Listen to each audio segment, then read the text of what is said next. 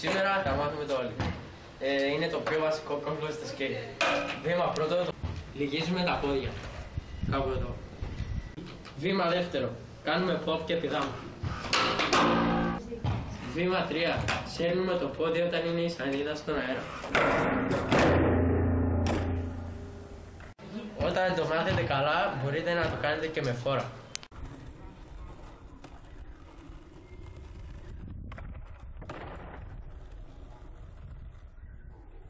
Μπορείτε ακόμα να πηδήξετε και σκαλιά.